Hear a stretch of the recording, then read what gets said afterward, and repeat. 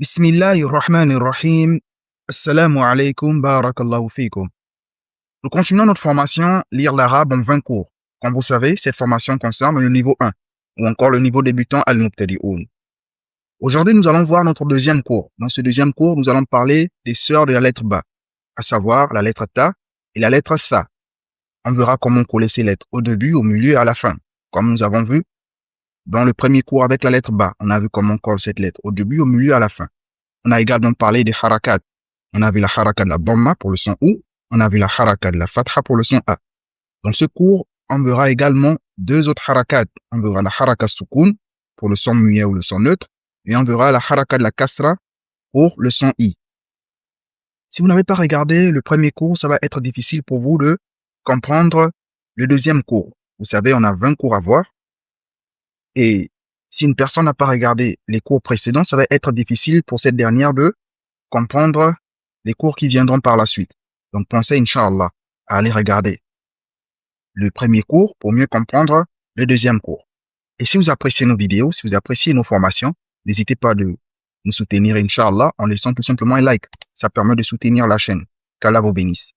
Sans plus tarder, nous allons commencer notre cours. Nabda'u ala barakatillah. Cours 2. La lettre Ta. Vous voyez, on a des cours 2. Vous regardez le premier cours pour comprendre le cours 2. Dans ce cours, on va étudier la lettre Ta, à savoir cette lettre-là. Et la lettre Tha, à savoir cette lettre-là. Attention, on ne dit pas la lettre Sa. On dit la lettre Tha. On prend la langue, on met sur les dents. On dit la lettre Tha. Nous avons dit dans le premier cours qu'on va mettre un accent particulier sur les prononciations. Il faut savoir bien prononcer les lettres. Vous savez, certains font souvent des erreurs dans le Coran parce qu'ils n'ont pas eu une bonne formation d'alphabétisation de la langue arabe. Si une personne dit ça au lieu de ça, c'est parce que la base, lorsqu'elle apprenait la langue arabe, elle n'a pas vraiment mis un accent particulier sur les prononciations. Donc, il faut faire très attention. Par exemple, la lettre Q et la lettre K. Si on met la fatha, bien sûr. On a vu l'exemple avec le mot qalb et le mot kalb. Avec la lettre Qaf et la lettre Kaf. Comme Allah Azza wa Jalla dit dans le Coran, يَوْمَ لَا يَنْفَعُ مَالٌ وَلَا بَنُونَ إِلَّا مَنْ أَتَى اللَّهَ بِقَلْبٍ سَلِيمٍ. Le jour, parlant du jour de la résurrection, le jour où ni les biens, ni les enfants ne seront d'aucune utilité, sauf la personne qui vient à Allah avec un cœur sain. Allah Azza wa Jalla dit qalbin salim, un cœur sain. Mais si tu dis qalbin salim, tu mets la lettre Kaf, c'est une erreur. Ici, kalb, c'est le chien. Donc, c'est comme si tu vas dire avec un chien sain. Vous voyez que c'est grave. Il faut mettre un accent particulier sur la bonne prononciation. Et c'est ce que nous allons faire, Inch'Allah, pendant cette formation. Et vous savez, il faut également prendre des notes. Il faut avoir un cahier dans lequel vous notez les cours. Cours 1, vous écrivez la lettre Ba et les harakat. Cours 2, la lettre Ta et la lettre Tha et les harakat. C'est très important. Vous savez, il y a une très belle parole de l'imam al-Shafi'i, bien sûr qu'on attribue cette parole à l'imam al-Shafi'i, qui dit العلم صيد والكتابة قيده قيد سيودك بالحبال الواثقة فمن الحماقة أن تصيد غزالة وتتركها بين الخلائق طالقة. Qu'on peut résumer dans le sens que la science, la connaissance, lorsque tu apprends l'apprentissage de la langue arabe, peu importe la science que tu vas acquérir, il dit que la connaissance est une proie et l'écriture est la corde qui va la retenir. C'est-à-dire, c'est pas l'écriture que tu vas préserver ta science. C'est pas l'écriture, le fait de recopier dans le cahier, que tu vas préserver ta science. C'est très important. Parce que c'est comme si tu attachais ta proie avec des cordes solides. Essaye de préserver cette science-là. Essaye de préserver ta proie, excusez-moi, avec des cordes solides. Tu notes dans le cahier, tu retiens, tu étudies. C'est comme une personne qui part à la chasse. Tu pars à la chasse, tu attrapes la proie, et comment tu essayes d'attraper vraiment cette proie avec des cordes solides. Et ensuite, il dit, c'est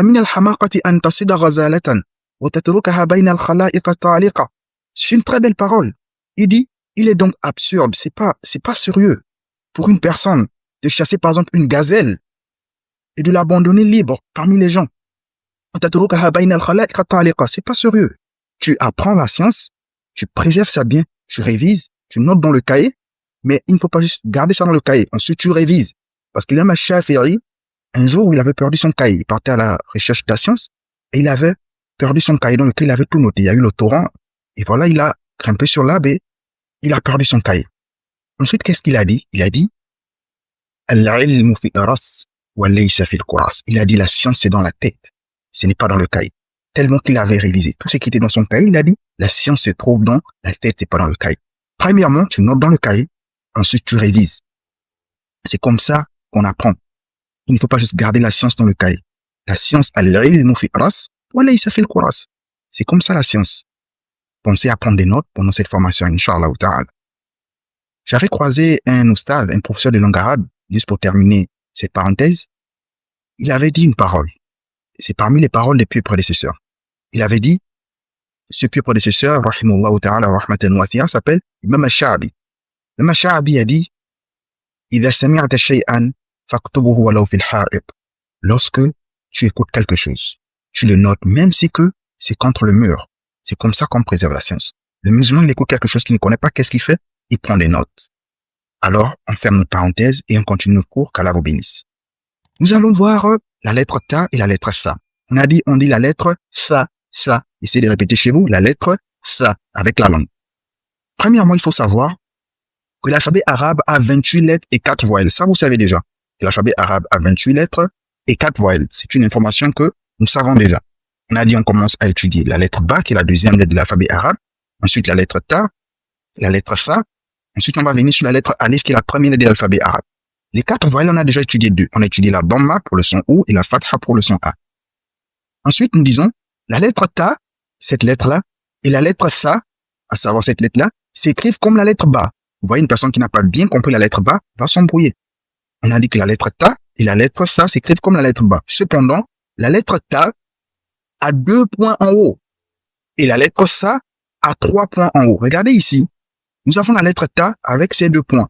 La lettre Tha avec ses 3 points. La lettre Ba a 1 point bas. C'est important de connaître ce détail. Nous allons voir l'écriture d'abord de la lettre Ta, au début, au milieu et à la fin du mot. L'écriture de la lettre Ta au début du mot. Vous voyez, on fait une ouverture au début, c'est-à-dire avant moi, il n'y a pas de lettre. Donc, je commence. Je mets mes 2 points, je fais une ouverture. Voici l'exemple. On a fait une ouverture, on a ajouté la lettre Ba. Ici, on dit Tabba. Nous avons la lettre Ta qu'on a mis la Fatha pour le son A, donc on dit Tabba. Vous voyez ici, on appelle ça la Shadda. C'est comme un petit 3 endormi. Et ensuite, on a mis la Fatha. Le petit 3 là, ça va nous servir, Inch'Allah, on va étudier ça plus tard. C'est pour venir insister sur la lettre, pour doubler le son de la lettre. Donc, on va dire Tabba. Ensuite, nous avons la lettre Ta ici, la lettre Ta, et nous avons mis la Fatha. Regardez, nous avons la lettre Alif ici. On a des lettres Alif, et parmi les 6 lettres qui n'acceptent pas d'être touchées avec la lettre qui est à côté. Mais par contre, il faut savoir que la lettre Alif sert également à prolonger le son A. Donc, on peut dire A, Ba, Ta en mettant la lettre Alif. Donc, ici, sur la lettre Ta, j'ai une lettre Alif, donc je vais dire Ta, Ba. Ici, nous avons la Dhamma. Sur la lettre Ta, on dit Toub. Le petit 0 là, c'est une voyelle, Inch'Allah, qu'on va étudier plus tard. On appelle ça Sukun. On va l'étudier tout à l'heure. Donc, on dit Toub, Toub, Toub. Nous avons l'écriture de la lettre Ta au milieu du mot. Au milieu, c'est-à-dire avant moi, il y a une ou plusieurs lettres, et après moi, il y a une ou plusieurs lettres. Par exemple, si je dis je suis l'enfant du milieu, c'est-à-dire il y a peut-être des frères et sœurs avant moi et des frères et sœurs après moi. Donc, voici l'exemple de la lettre Ta. Ici, on dit Batara. Batara. Regardez, nous avons la lettre Ta ici. Nous avons la lettre Ba qu'on a déjà étudiée. On a mis la Fatha. La lettre Ta, on a mis la Fatha. Donc, on dit déjà Bata. Et ensuite, on a Ra ici. Batara. Ensuite, nous avons également Bata. Excusez-moi. Ensuite, nous avons ici Batatan. Regardez, nous avons mis la lettre Alif qui sert à tirer la Fatha pour le son A. Donc, on dit Batatan. Les 2 Fatha là, ne vous inquiétez pas pour ça, on va étudier ça plus tard. Ça permet de doubler. Regardez ici, on a doublé la Fatha. Donc, on va dire An. Lorsqu'on met 2 Fatha, 2 Kasra, 2 Dhamma, ça permet de doubler la Haraka. Donc, on va dire Batatan. Regardez, nous avons encore le petit 3 ici. Donc, on va dire Batatan. Ça sert à insister. Batatan. L'écriture de la lettre Ta à la fin. Vraiment, il faut être prudent avec l'écriture de la lettre Ta à la fin parce que ça va se manifester sur 3 formes. Premièrement, la forme normale. La forme normale, c'est-à-dire comme la lettre Ba, tout simplement. Mais s'il y a les 6 lettres qui n'acceptent pas d'être touchées, elle ne va pas toucher. Mais s'il n'y a pas les 6 lettres, elle va toucher. Comme ici, on a Tabbat, Tabbat. Regardez, elle a touché la lettre Ba. Et par contre, s'il y avait les 6 lettres, on ne devait pas toucher. Donc voici la première écriture de la lettre ta. La deuxième écriture de la lettre ta, c'est celle-là. Comme un petit zéro, je vais mettre 2 points. Il faut savoir que c'est la lettre ta également. Regardez le mot ici. Imra atun. Généralement, ça va exprimer le féminin. Par exemple, ici, on dit imra atun. Imra atun, c'est pour dire une femme. Donc, imra atun, vous voyez, on a mis ici un petit zéro et 2 points. C'est la lettre ta. La lettre ta. La lettre ta également sous cette forme-là. Comme ici, là. Jinna, minal jinnati wan nas. Vous voyez, jinn. Il y a la lettre ta ici sous cette forme-là. Ici, nous avons la kasra qu'on va étudier plus tard tout à l'heure, Inch'Allah. Et le petit 3 encore, ça sert à insister, à rester vraiment sur la lettre à un moment. Jinna. Voici l'écriture de la lettre ta au début, au milieu et à la fin. Vraiment, attention avec l'écriture de la lettre ta à la fin. Soit c'est sous cette forme-là, soit c'est sous cette forme-là, soit c'est sous cette forme-là. Mais comment savoir quelle forme mettre? Il n'y a pas de problème, Inch'Allah. Vous allez voir ça avec le temps. Pour le moment, c'est de retenir les 3 formes de la lettre ta. Nous allons faire un exercice pour voir si vous avez compris la lettre ta. Reconnaître la lettre ta. Comme on a fait dans le premier cours, on va mettre un tableau, on va essayer de repérer la lettre ta. Voici le tableau. Nous avons le mot ici, le mot tilmid. Vous savez, généralement, on ne traduit pas, parce que le but, c'est d'abord de concentrer sur l'écriture de la lettre. Nous avons le mot tilmid. Est-ce qu'il y a la lettre ta dans le mot tilmid? Tilmid, ça signifie un élève. Est-ce qu'il y a la lettre ta? Regardez bien. Tilmid. Nous avons le mot muslim. Muslim pour dire un musulman. Une musulmane, excusez-moi, une musulmane, on dit muslima. Un musulman, muslim. Est-ce que dans le mot muslim, nous avons la lettre ta? Un musulman. Talib pour dire un étudiant. Est-ce qu'il y a la lettre ta? Regardez bien. Regardez, nous avons la lettre ba ici. Taliba. Est-ce qu'il y a la lettre ta ici? Regardez bien. As-sabt, c'est pour dire le samedi. Est-ce qu'il y a la lettre ta? Taliba, c'est pour dire une étudiante. Tabbat, est-ce qu'il y a la lettre ta? Regardez bien. Madrasa, est-ce qu'il y a la lettre ta? Faut bien regarder. Madrasa, c'est une école. Par exemple, je dis, je vais à la madrasa, je vais à l'école. Tasjudu, est-ce qu'il y a la lettre ta? Thaqafa, est-ce qu'il y a la lettre ta? Tajir, un commerçant. Thaqafa, c'est la culture. Tajir, est-ce qu'il y a la lettre ta ici? Urti pour dire ma sœur. Urti, akhi, mon frère. Urti, ma sœur. On tire tout simplement i. Est-ce qu'il y a la lettre ta? Par exemple, si je dis madrasati pour dire mon école. On va étudier ça, Inch'Allah. Masjid, est-ce qu'il y a la lettre ta ici? Istislam, est-ce qu'il y a la lettre ta? Sourah, c'est la sourate. Hein? J'ai par exemple mémorisé une sourate. Est-ce qu'il y a la lettre ta? Aya, c'est le verset ou bien le signe. Aya, est-ce qu'il y a la lettre ta? Regardez bien. Qur'an, est-ce qu'il y a la lettre ta? Attention, pour ceux qui veulent dire en arabe, on ne dit pas Qur'an, on dit Qur'an, c'est avec la dhamma. Attention. Est-ce qu'il y a la lettre ta? Regardez bien. Taj, c'est pour dire une couronne. Est-ce qu'il y a la lettre ta? Regardez. Marhaban bik, c'est pour dire bienvenue. Est-ce qu'il y a la lettre ta? Tilawa, est-ce qu'il y a la lettre ta? Pour dire la lecture. Est-ce qu'il y a la lettre ta? Par exemple, on dit tilawa tout le Qur'an, la lecture du Qur'an. Est-ce qu'il y a la lettre ta? Regardez bien. Tabarak, Allah. Regardez. Est-ce qu'il y a la lettre ta?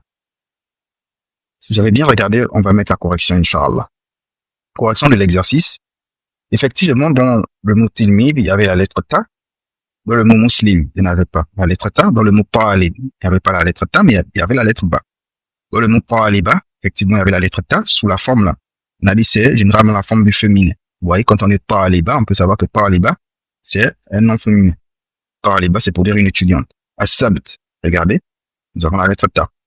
Tabbat, effectivement, il y avait la lettre ta au début et à la fin. Madrasa, il y avait la lettre ta. Tasjudu, vous voyez la forme là, c'est la forme du féminin. Généralement, c'est la forme du féminin. Madrasa, c'est une école. Attention, c'est pas parce que c'est une école en français que ce sera forcément féminin en langue arabe. Par exemple, le mot bait, une maison, c'est féminin en français, mais en arabe, c'est pas féminin. Tasjud, il y avait la lettre ta. Thaqafa, il y avait la lettre ta. Tajir, on a tiré avec la lettre alif. Tajir, effectivement, il y avait la lettre ta. Urti, il y avait la lettre ta. Masjid, il n'y avait pas la lettre ta. Istislam, il y avait la lettre ta. Sourah, il y avait la lettre ta. Sous forme de petit zéro. Vous voyez ici, généralement, c'est parce que il n'y a pas les lettres qui acceptent d'être touchées. La lettre ra, c'est parmi les 6 lettres qui n'acceptent pas d'être touchées. On a des langues arabes à 6 lettres qui n'acceptent pas d'être touchées avec la lettre qui est à côté. Vous voyez, la lettre ra fait partie des 6. Et parmi ces lettres-là. Aya avait la lettre ta. Qur'an n'avait pas la lettre ta. Taj, on a mis alif pour tirer la fatha. Taj, regardez. Il y avait la lettre ta. Marhaban bika pour dire bienvenue, il n'y avait pas la lettre ta. Tilawa, il y avait la lettre ta. Tabarak, il y avait la lettre ta. Alhamdulillah, on a terminé la première partie. On a dit généralement, on va essayer de diviser les cours. Quand le cours est lent, ce cours, on va les diviser en 3 parties. Voilà, bon, la première partie, la lettre Ta. La deuxième partie, la lettre Fa. Et la dernière partie, on voit les harakat. Donc, ce cours va être divisé en 3 parties. N'hésitez pas à le partager autour de vous. N'hésitez pas également de vous abonner si ce n'est pas encore fait. Et si nos formations, nos vidéos vous intéressent, vraiment, laissez-nous un like, ça permet de soutenir la chaîne comme je vous ai dit. Qu'Allah vous bénisse et on se voit tout à l'heure dans le prochain cours. Le prochain cours, voilà, ça s'affiche sur YouTube, Inch'Allah. Vous cliquez tout simplement dessus et vous regardez le prochain cours.